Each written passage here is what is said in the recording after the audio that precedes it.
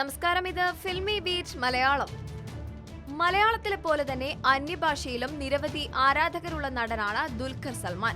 മണിരത്നം സംവിധാനം ചെയ്ത ഓക്കെ കൺമണി എന്ന ചിത്രത്തിലൂടെ തമിഴകം മുഴുവൻ ദുൽഖർ ആരാധകരായി.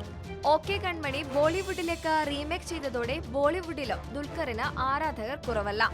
യുവത്വങ്ങളുടെ ഹരമായ ദുൽഖറിനെ സംബന്ധിച്ചിടത്തോളം നടന്റെ ചില മികച്ച ചിത്രങ്ങളാണ് ഇൻഡസ്ട്രിയിൽ ദുൽഖറിന് ഇത്രയധികം ആരാധകരെ നേടിക്കൊടുത്തത്.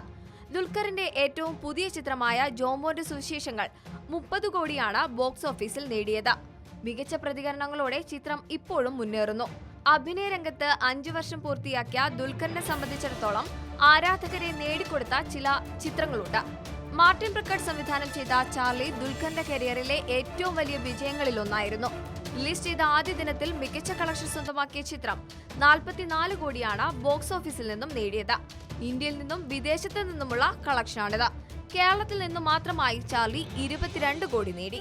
2015 മണിരത്നത്തിന്റെ സംവിധാനത്തിൽ ഓക്കെ കൺമണി പുറത്തിറങ്ങുന്നത്. ദുൽഖർ സൽമാന്റെ ആദ്യ തമിഴ് ചിത്രം കൂടിയായിരുന്നു ഇത്.